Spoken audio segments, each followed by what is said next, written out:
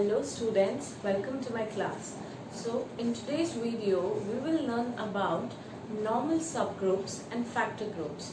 So first we'll learn its definition and gradually we will move towards the significance of introducing these definitions. Okay, so let's learn what is a normal subgroup.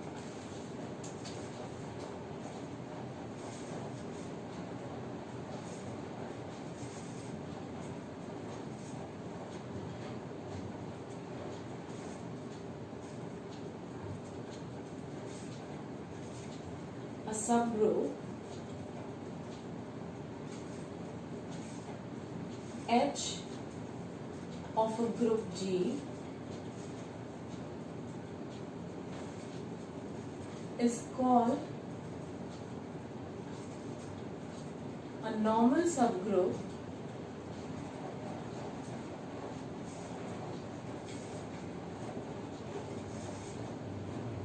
Now let's focus on the condition when it is called a normal subgroup.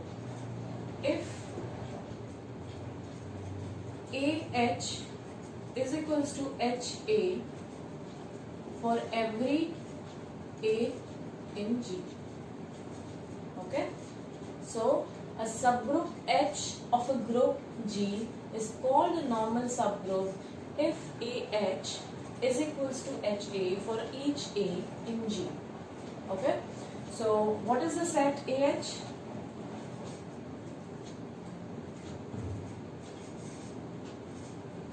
This is the set AH. HA is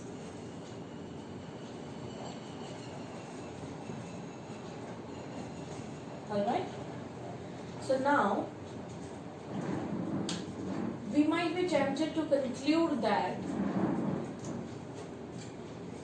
a subgroup H of a group G is normal subgroup of G if AH is equals to HA for every A in G and for every H in H. Just closely observe the statement. Does this statement boils down to the statement? No. This statement is not correct. It just says that these two sets are equal, but it doesn't say that for each particular element AH is equals to HA. It does not say that. So what does this statement indicate? If there is an element X is equals to AH in this set AH implies there exists another element in H such that AH is equals to, let's say H dash A. It's as simple as that. It just means that if there is an element in AH, it means this implies that there will be a corresponding, it will belong to HA as well, and we can write it as a combination of some element of H and the product of H, some element of H and A. Now be careful that that particular element H on both the sides need not be same. Okay, so this is important in this definition, that AH is equals to HA is, this statement does not hold true for a normal, may hold true or may not hold true for a normal subgroup, but this statement indicates this. It means that for each element in AH, there exists some element in HA. Okay, so this is the definition of a normal subgroup. Now, as we have seen, various tests are there to prove that a particular subset of a group is a subgroup. Likewise, we also have a test to prove that a particular subgroup is a normal subgroup. Okay, so let's have a look at that test.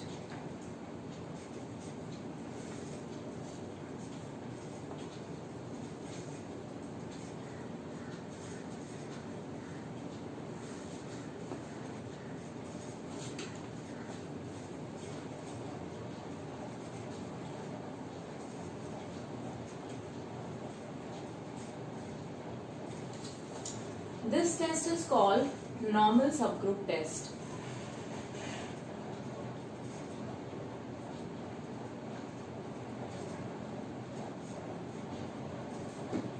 This says that a subgroup H of G is normal in G if and only if X inverse is a subset of capital H. Alright? So this is the normal subgroup test and we will prove it. Now see that how we have relaxed this condition. It could have been X inverse is equals to H, but we don't mean that is automatically implied, and we'll see it in the proof. Okay. So what is the proof? Let H is a subgroup of G. Alright. If H is a subgroup of G and our assumption is H is normal in G. Now this implies XH is equals to HX for every X in G. Now from one of the properties in cosets, one of the properties that we learned while studying the chapter cosets was that if XH is equals to HX, this implies H is equals to XH X inverse. Okay, so this implies clearly XH X inverse is a subset of H. This is by using coset property. Alright.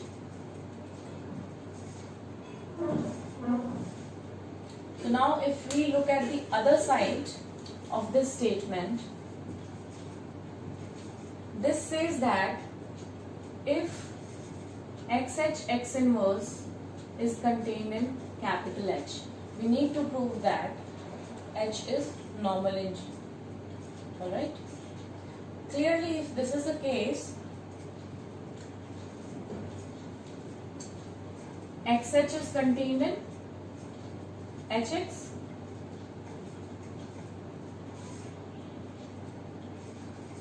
Okay.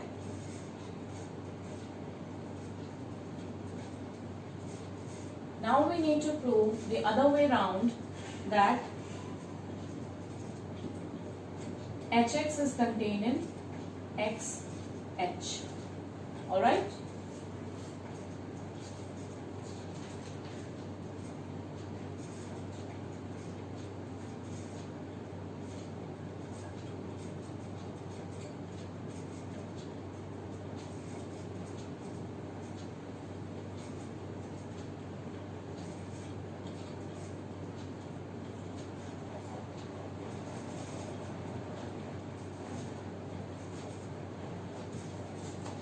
Now let H1x belongs to Hx. This implies there exists some H2 belonging to H such that H1x is equals to XH2.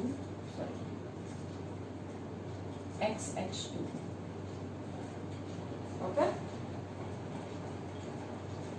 Since this is a random element in Hx, so there exists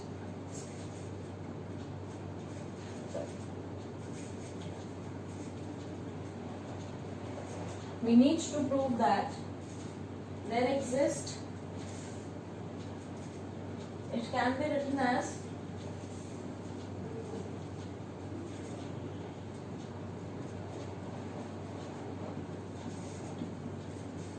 a product of an element if we have H1x belonging to hx for some h1 belonging to h, we need to prove that. We can write it the other way around, present in xh. Okay, so now we can write h1x is equals to,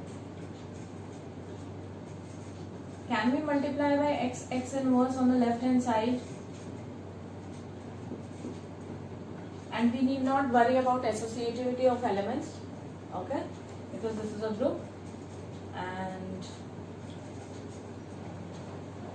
x inverse h1x, okay, by using property of associativity.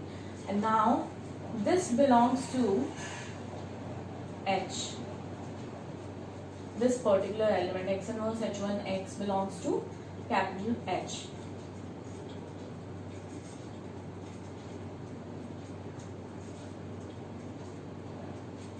Because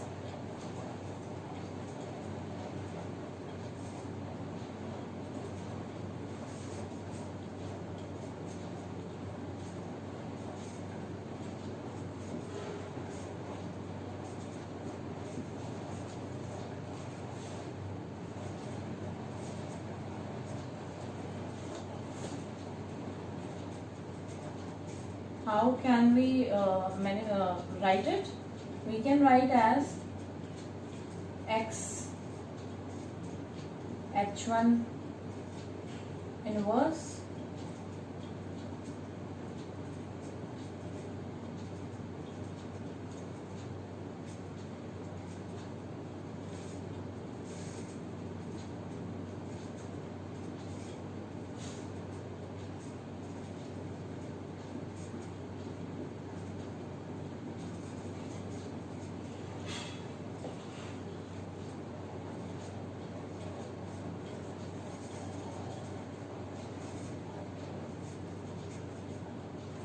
we can write it like this.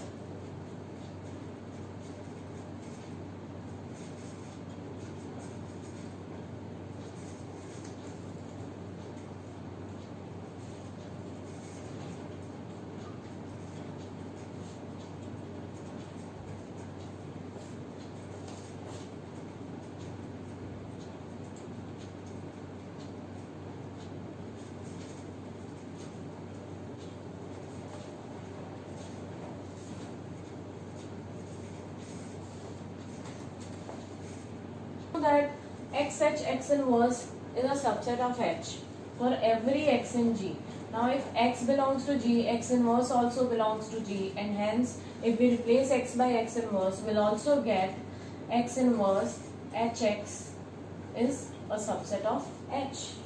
Okay, just by replacing x by x inverse, we'll get x inverse hx is a subset of h.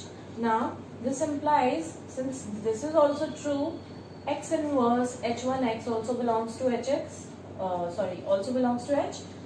This implies that this belongs to xh. Okay, so basically there exists some h2 is equals to x inverse h1x such that h1x is equals to x h2.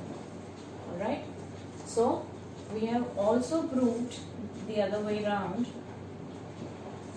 Therefore, xh is equals to hx. Okay. So, note down that this is a subsequent weaker version of the statement xh is equals to xh, because when h is a subgroup, if one side is true, the other side automatically becomes true. Okay. So, a subgroup H of G is normal in G if and only if x inverse is contained in H. So if H is a subgroup of G and we are given that H is normal in G, this implies xh is equal to hx.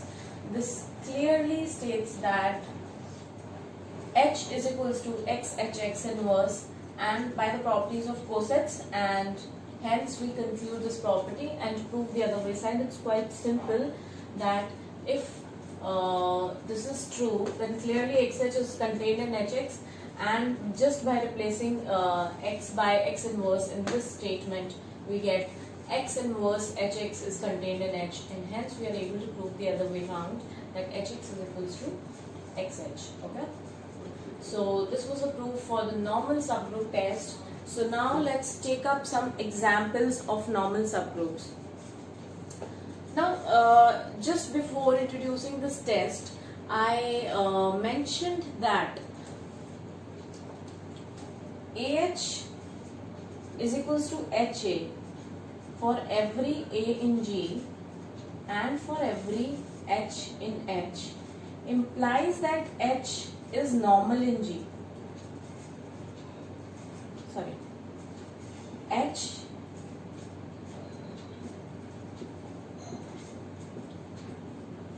it clearly implies that H is normal in G, but the converse is not true. It need not be true that if H is normal in G, this element H are same. They might be different. Okay, it just means that the element of AH has to belong to the element of HA. Okay, so do you think that every subgroup of an abelian group is normal in G? Yes, because if the group is abelian, every element will commute with each other. So there is no question of these elements being different. Rather, every element will commute with each other, and therefore AH will be equal to HA.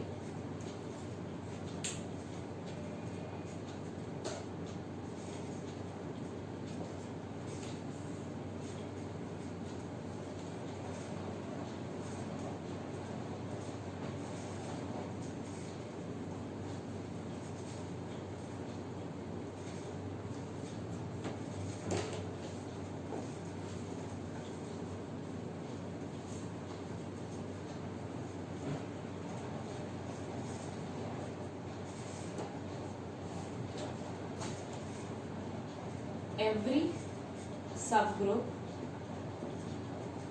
of an abelian group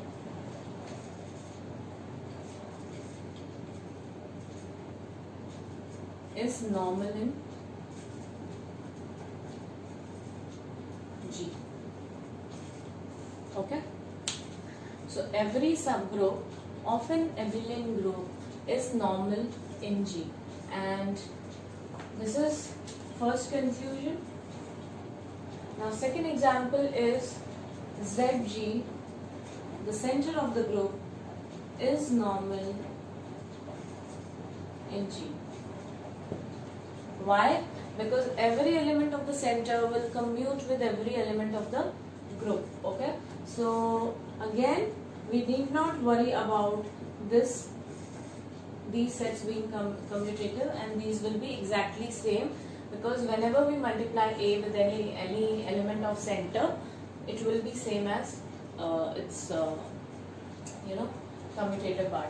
And so this is again because of the property of commutativity. Okay, so third is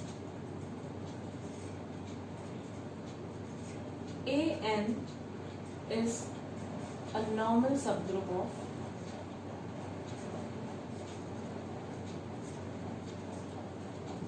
Sn. We already know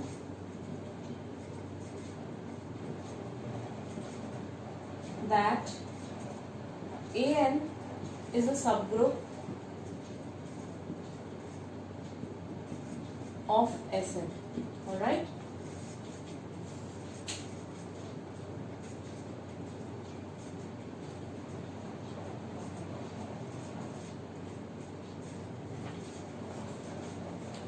And we know that Sn is not abelian for n greater than 2.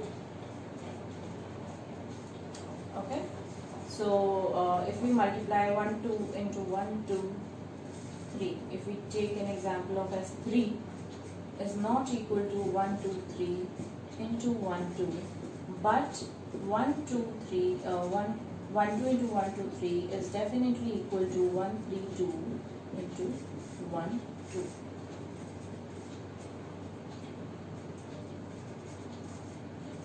Okay.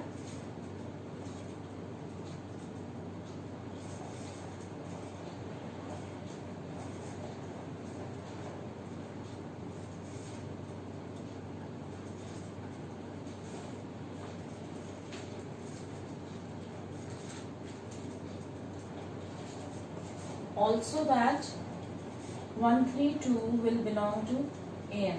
We can write it as a product of even number of 2 cycles. Alright.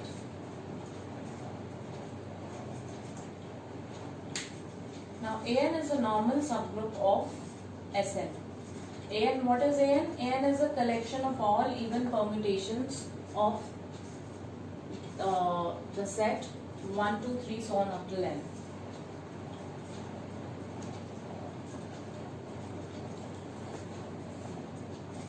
Now we already, for this product, we already have an element other way round such that now these elements need not be equal. As I explained, these elements need not be equal. Alright?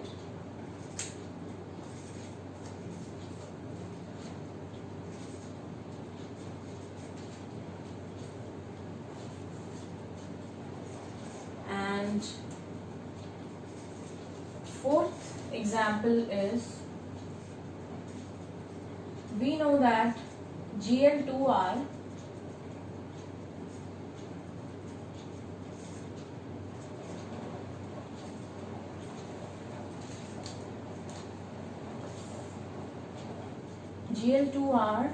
is the collection of all 2 cross 2 matrices with determinant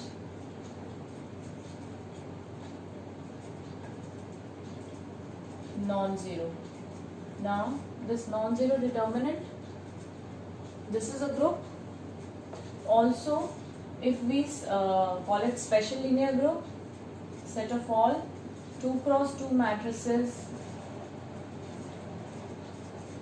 with determinant 1.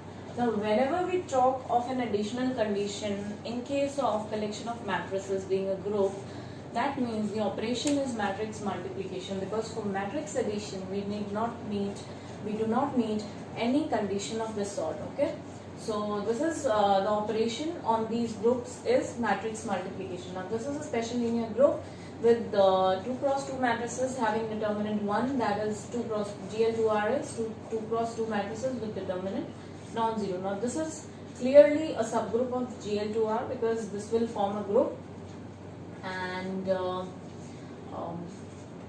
associativity and existence of inverse clearly belong to this, and matrix is invertible if the determinant is non-zero. In any case, we need not worry about that. So anyways, SL2R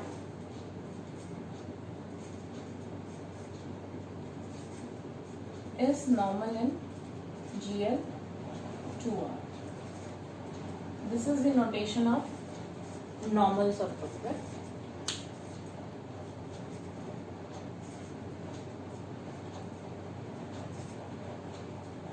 We can try for these 2 points, we can try taking some examples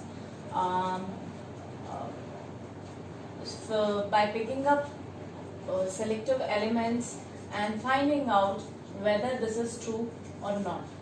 Okay?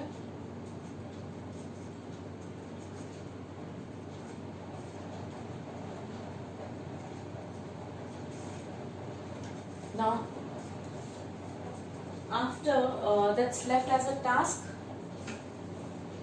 generally, if I look at this statement, prove that a particular subgroup is a normal subgroup, we just need to prove this property, alright? Okay? So now, if alpha belongs to Sn and beta belongs to An. Now this can be written as a product of even number of 2 cycles, alpha, beta, alpha inverse. Alright. Now if alpha can be written as a product of say, I don't know how many number of 2 cycles, but we know that in the chapter permutation groups we learned that every permutation in Sn can be written as a product of 2 cycles. Say this is M. So this will also be M because the order will change but the count of the 2 cycles will always remain the same, and this is again some multiple of 2, say 2k. So this is total number of 2 cycles will be m plus 2k, which is again 2m plus 2k, which is 2m plus k, which again belongs to am, because the total number of cycles is even, and hence the resultant permutation alpha beta alpha inverse will belong to am, the collection of all even permutations of Sn. Okay.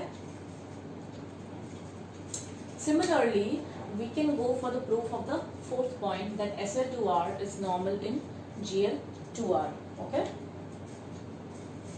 So after learning the definition of a normal subgroup, we learned a few examples that every subgroup of an abelian group is normal, center of a group is normal in G, and then the collection of all even permutations of Sn is normal, and then Sl2R is normal in Gl2R.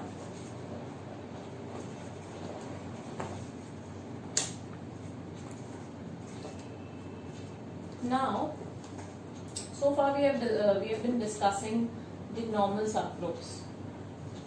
But do we do we know the significance of this definition? Why we have introduced this definition? No, because we have not discussed it so far. And now we will discuss why we have introduced this definition, because whenever there is an introduction of a new definition, there is a purpose behind it.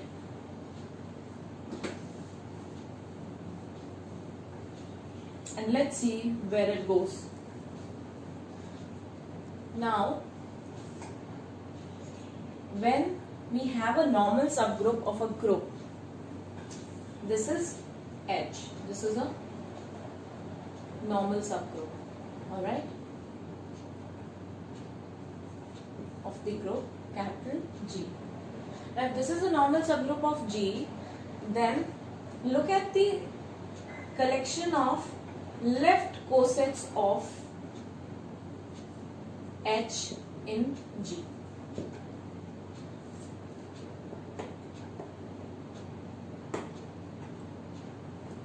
Now this collection will form a group. We need not worry about the other side, right cosets, because if it is normal in G, then we have XH is equals to HX. So we need not consider the right cosets, and they are exactly the same. And so when H is normal in G, the collection of all left cosets of H in G form a group which is called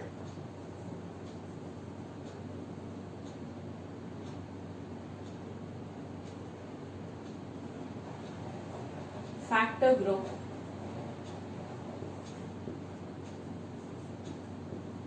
of G by H, or quotient group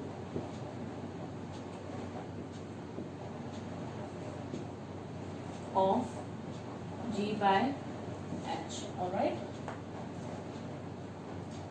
So now let's define, we have defined the set, we already know the set, but along with the set we also need a binary operation.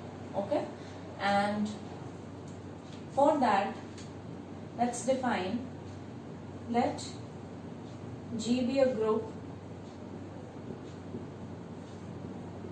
and H is a normal subgroup of G, then G by H, this is a set. Now here H is the constant and elements of G are variables. Okay, A belongs to G. Alright, this is a group under the operation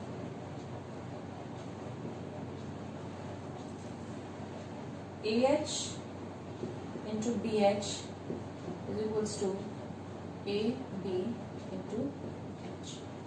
Now clearly this is again a left coset of H in G. Okay, since A belongs to G, B belongs to G, and hence we have AB belongs to G. So this again belongs to G by H. Okay, and where does this element belong?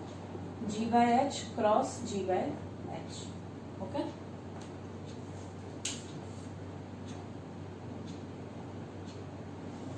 Now if G is a group and H is a normal subgroup of G, then this collection is a group under the operation AH into BH is equals to AB into H.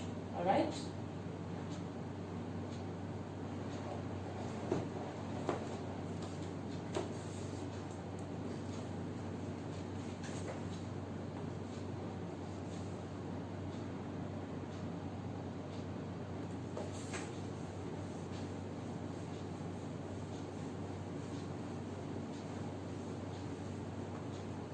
So what did we define?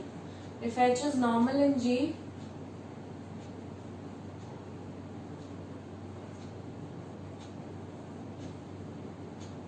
we define G by H as AH where A belongs to G. Alright. So now, and the operation that we defined was AH into BH is equals to ABH. Now to prove that this is a group, we need to first prove that at least this operation that we have defined is a valid mapping. Okay. So to prove this, we generally what do is, this is a mapping from G by H cross G by H to G by H, because this element belongs to G by H, this belongs to G by H, and this again belongs to G by H. Okay. So what do we generally do? X1 is equals to X2. Now here the variables are elements of G. Now let us assume that AH is equals to A dash H and BH is equals to B dash H. Okay. Now since A belongs to AH, this implies A belongs to A dash H. This implies A is equals to A dash H1 for some H1 in H. Also, this implies B belongs to B dash H. This implies B is equals to B dash H2. Alright. Or we could have done the other way around.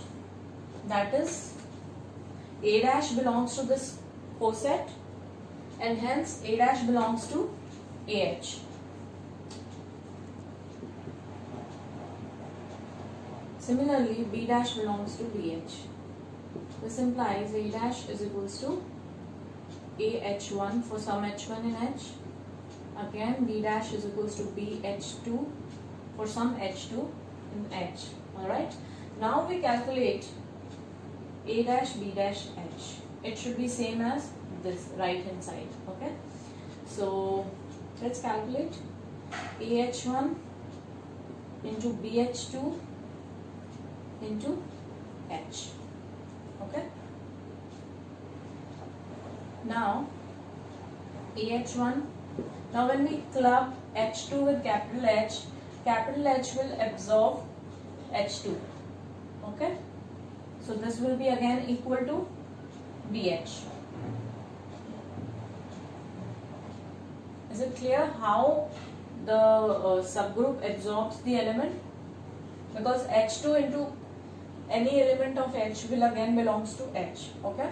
So this is BH. Now since H is a normal subgroup, we can write it as HB. Now again we can write it as this. We could have calculated using independent elements of H, but that's not required. We are dealing with the subgroup itself. Now again this absorbs H1 and we get it. Now since HB is equals to BH, H is normal in G, we have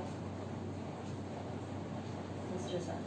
So when AH is equals to A dash H and BH is equals to B dash H, we get A dash B dash H. I mean A dash H into B dash H is equals to AB H. Okay. Note that we are breaking two different elements on the left hand side. Okay.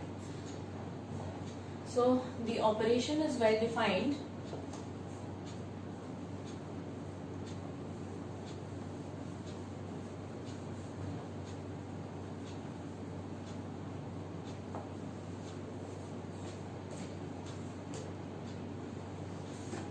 So after proving that the operation is well defined, to prove that it's a group is not a big task, because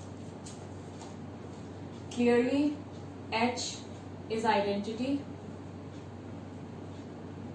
because you multiply EH, which is again H, with any element AH, you will get E into A. It is basically multiplying the left hand side elements of G, okay, into H. So this is how it works. Clearly AH into EH.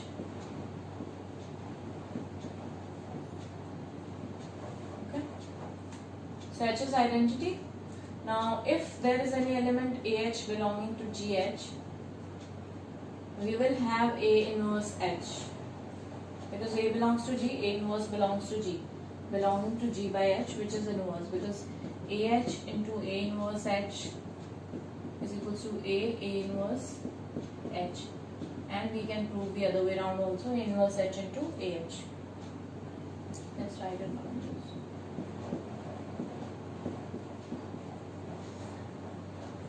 We've already proved it was well defined, and clearly closure holds because AH into BH is again ABH, which is again present in G by H. Okay, so closure holds. We have proved the existence of identity, existence of inverse. Now the one property that is left to be proved is associativity. That again holds because the elements of G are associative. Okay, because this operation is nothing but basically multiplying the left elements of G, where H is a constant on the right hand side. Okay, so this is clearly associative.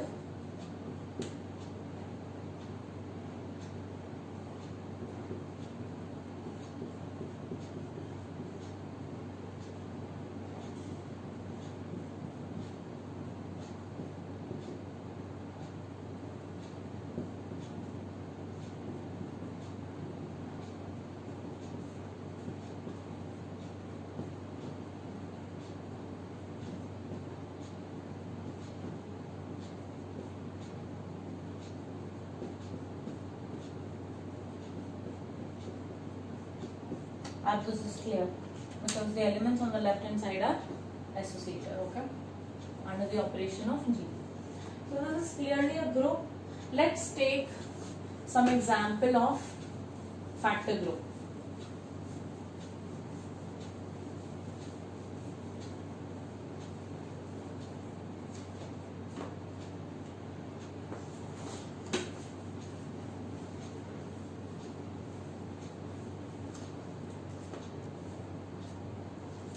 Now what is 4z? This is equals to 0 plus minus 4 plus minus 8, so on. And z. Our G is this and H is this. Now calculate G by H, which is z by 4z. Okay. So what is 0 plus 4z? This is exactly 4z. Okay. So what is 1 plus 4z? This is, if we take the positive elements 0, 4, 8, so on up to, so in this case we get a sequence 1, 5, 9, so on. And if we take negative elements,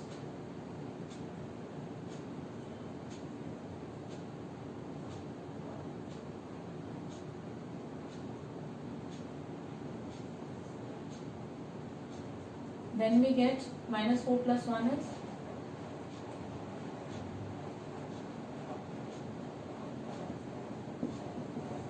similarly 2 plus 4z is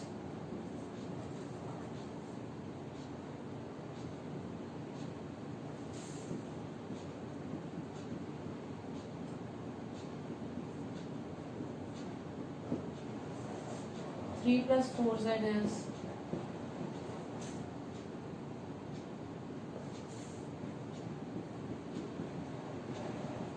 negative elements.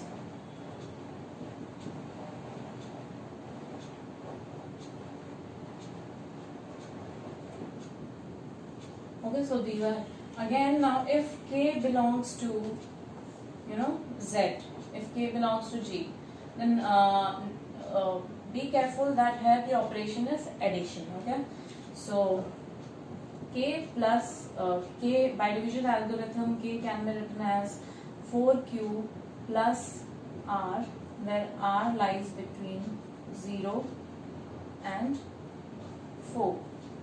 Basically it can be, its values can be 0, 1, 2 and 3. Now if I calculate its left cosets, okay, so what is g by h? It is nothing but the collection of all left cosets of h and g. So k plus 4z, this is any element of g by h, 4q plus r plus 4z. Now clearly this is a multiple of 4 and hence 4z will absorb 4q. So this is again equal to 4z, where r lies between 0 and 4. Now what are the possible values for this? 4z, 1 plus 4z, 2 plus 4z, 3 plus 4z. Now we have already calculated these left cosets, alright? So these are the collection of all left cosets of 4z and z, okay? So also under addition, we know that it is, appearing that 1 plus 4z generates this set.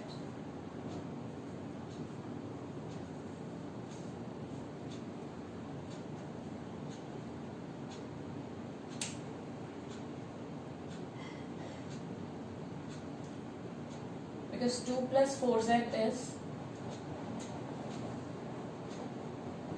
1 plus 4z plus 1 plus 4z, which is again 1 plus 1, 2 plus 4z, because the elements on the left hand side will be added basically. And then again 3 plus 4z is 3 times 1 plus 4z, and then so this is very obvious that 1 plus 4z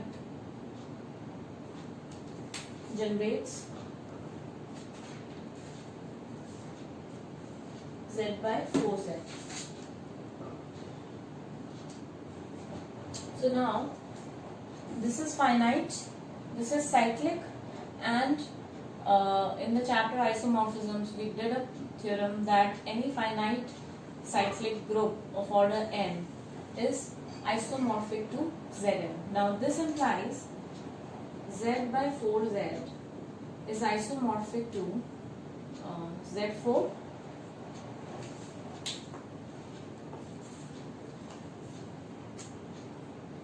Okay. So similarly, we can come to a conclusion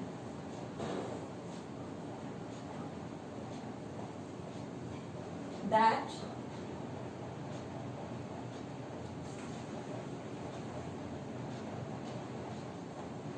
z by nz is isomorphic to Zn. How? K belongs to z, k can be written as nq plus r, where r lies between 0 to n, which values are from 0 to n minus 1. Okay, so k plus nz, nz will absorb nq and we'll get r plus nz. So all the elements, collection of all left cosets of nz and z will be r plus nz, where r has values 0 to n minus 1. Alright. So, and 1 plus nz will be the generator of this factor group. Okay. So in that case, it becomes a finite cyclic group of order n, and therefore it will be isomorphic to Zn. Okay.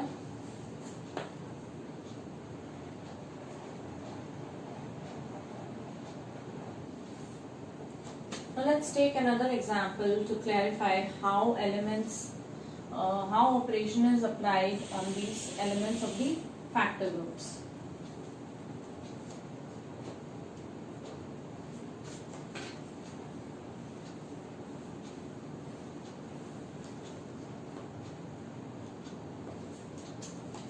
Now if G is equals to Z18 and capital H is equals to subgroup generated by 6, which is 0, 6, 12, then we calculate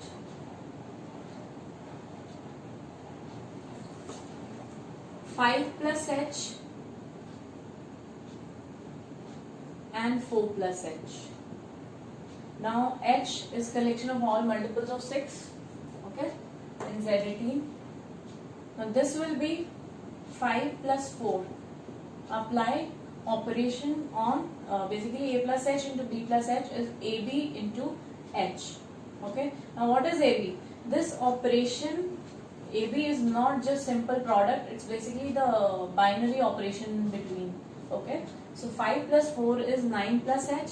Now we can write it as 3 plus 6 plus H. Alright. And now this 6 will be absorbed in this capital H because it belongs to H.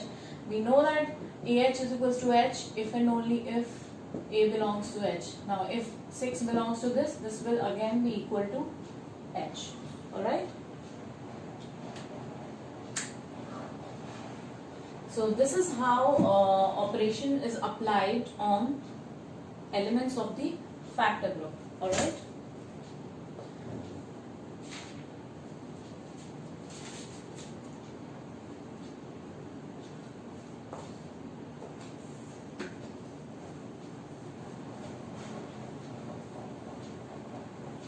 So now let's take another example of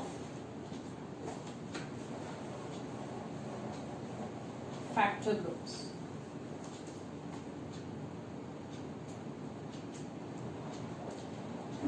Now if G is equals to U32, which is collection of all integers from 1 to 32 that are relatively prime to 32, 1, 3, 5, 7, 9, so on up till 31. And its order is 16. That we can calculate. Now, if let's define something which is UKN. We know that UN is a Euler's group, and if K divides N, then we are defining UKN is collection of all X belonging to UN, all the elements in UN such that X is equals to 1 mod K. Basically, what does this statement mean? It means that X minus 1, K divides X minus 1, or we can say when we divide X by K, the remainder is 1. X can be written as K Q plus 1 for some quotient Q. Alright. So it simply means that when we divide X by K, the remainder is 1. Or we can say that X minus 1 is divisible by K. Okay. So we are writing here U1632. Now 16 divides 32. What are the elements? The elements will be only 1 and 17. Because 17 minus 116 is divisible by 16. After 16, the next element, the next multiple of 16 is directly 32, which does not lie in UN also. So this is the only possibility, 17, where 17 minus 1, which is 16, is divisible by 16. Okay. So now, if we see, we write it as capital H. Order index of this subgroup is 16 by 2, which is 8.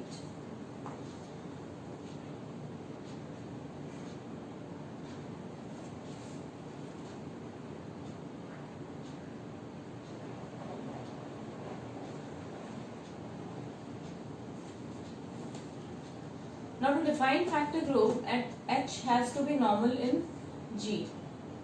Alright. Now since G is abelian, the operation is multiplication modulo n, which is commutative. So therefore, we need not worry about the normality of the subgroup capital H. Now the index of the subgroup is 8. Now G by H is an abelian group.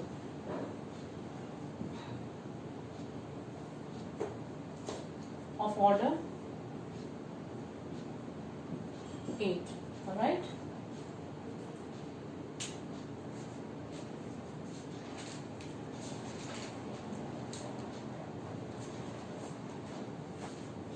So let's try and calculate the left cosets of H in G. So because G by H is nothing but the collection of all left cosets of H in G, and the distinct cosets will be H, 3H.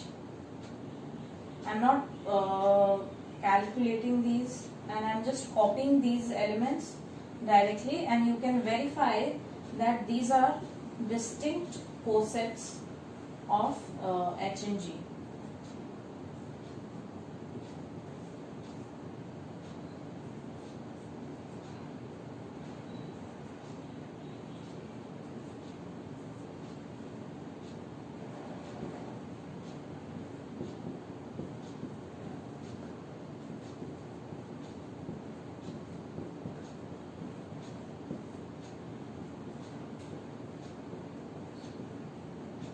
Now these are all distinct left cosets of H and G. Alright, and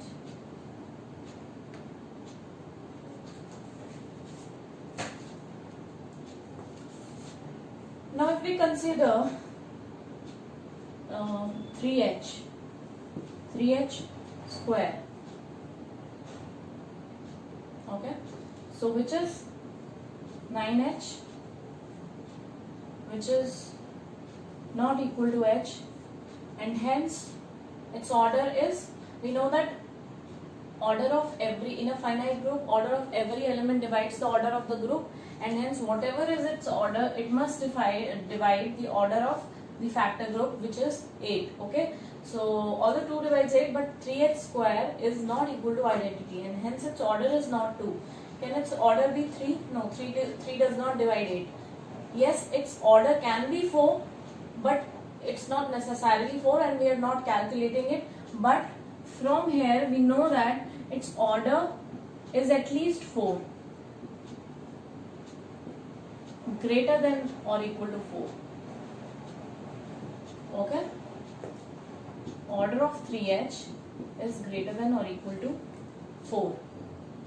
Now if we are considering Z2 plus Z2 plus Z2, we are trying to find out similarity of this factor group with some other group that we already know. Alright, so direct product of groups is again a group itself, and Z2 plus Z2 plus Z2, if you calculate, this is a collection of all 3 tuples where each component belongs to Z2. Now if we evaluate the elements of this group, I think this is not a long task and that can easily be done. There will be no element of order 4. It does not have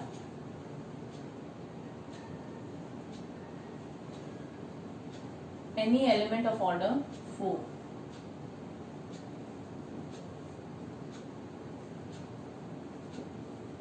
So basically, while studying groups, we introduce the concept of isomorphisms just because if we somehow prove that there is an isomorphism from one group to the other group, it is easier to study a less complicated group instead of studying a group whose elements are very complex. Okay, so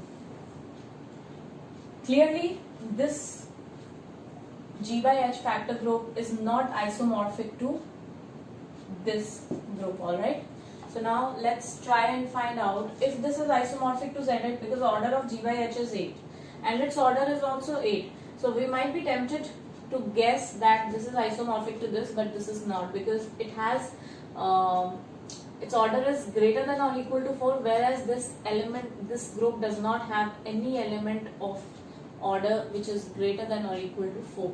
Okay, so now let's try to find out whether it is isomorphic to Z8.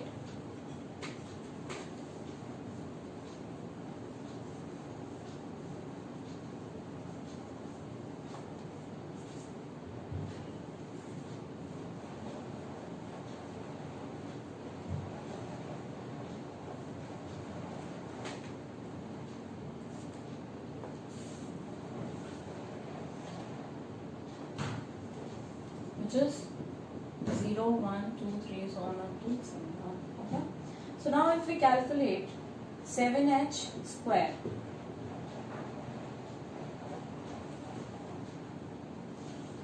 will be equal to h. Okay. And 9h square will be equal to h.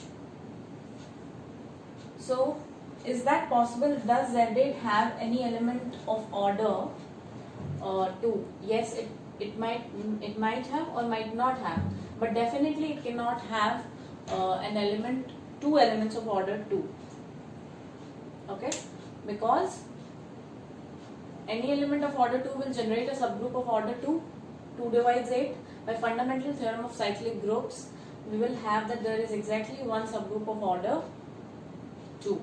So it cannot, and in a subgroup of order 2 there is only one element of order 2, and therefore there it cannot have two elements of order 2. Okay, so G by H is not isomorphic to Z8. The left possibility is Z4 direction Z2. So G by H is isomorphic to Z4 direction Z2. We can again study elements of Z4 direct sum Z2 and prove that there exists an isomorphism from G by H to Z4 direct sum Z2. However, our purpose was to just prove that it is not isomorphic to Z8 and it is not isomorphic to Z4 direct sum Z2. To prove that whether two groups are isomorphic is a little tedious task, because we have to find a mapping and then prove that it is 1, 1 on 2. But to prove that there are the particular two groups are not isomorphic is very easy. You can find out any discrepancy between the two groups. If this group has these many elements of order D, then the other group must have same number of elements of order D. If the element of the order we also did one property that the number of solutions of an equation also remains the same, that can be used, and there are various other properties that can be used, but this is very commonly used, which is the number of elements of a particular order. If that are those are different, and it is very easier to find out. So to prove that particular two groups are not isomorphic is easier than proving that the two groups are isomorphic. Okay, because that is something very generic that we are going to prove by finding out an isomorphism from G1 to G2. Okay, so that's all for today's class.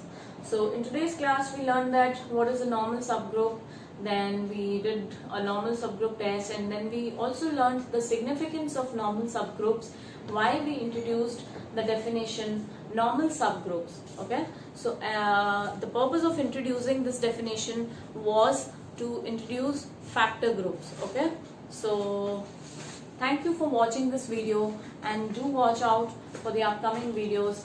In the next video itself, we will take up a very important theorem, which is G by Z theorem, where Z is the center of the group. So do watch out for the upcoming videos, and do not forget to like the video and subscribe this channel. Thank you so much.